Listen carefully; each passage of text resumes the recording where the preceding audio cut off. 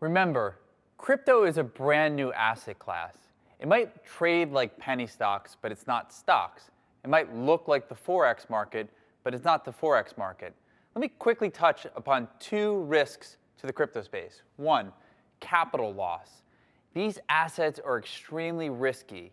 They've been known to pull back 80%, 90% sometimes.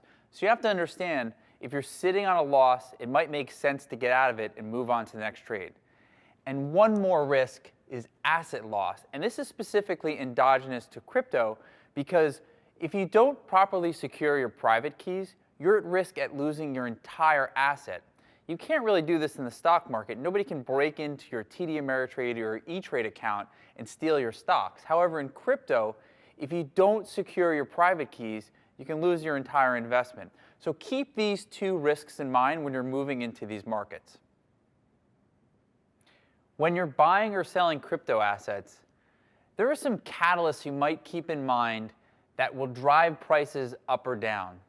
Now, some of these are specific to crypto, but others happen in other asset classes as well. So the first one I want to point out is added to a larger exchange. Now, we saw in December of 2017, Bitcoin Cash was added to the Coinbase exchange, and the price of Bitcoin Cash went up 200, 300% in just a day. So there became a trade where other market participants were trying to predict what would be the next asset that's added to Coinbase. Next, corporate partnerships. And this is going to be large in the years ahead.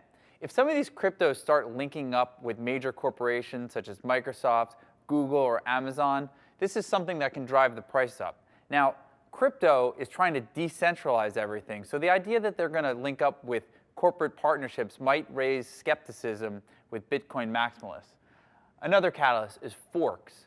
What a fork is if you own the specific coin and the blockchain forks, you receive an equal amount of coin in the next fork. So if you own Bitcoin going to the Bitcoin Cash fork, let's say you had 5 Bitcoins, you receive 5 Bitcoin Cash when the protocol forked.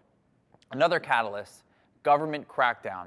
And we've seen over the years that governments are trying to regulate cryptocurrencies. For instance, in China, it just seems to be a cat and mouse game where the government comes, shuts down exchanges, and the price of Bitcoin sells off.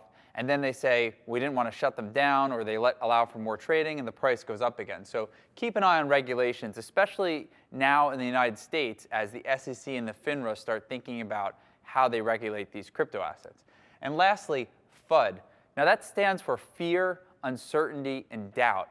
And this is a general malaise that happens when the Bitcoin markets have a significant pullback. This is a tone that just seems to be in the air that doesn't allow prices to go up. So these are important catalysts to think about when you're moving into these markets.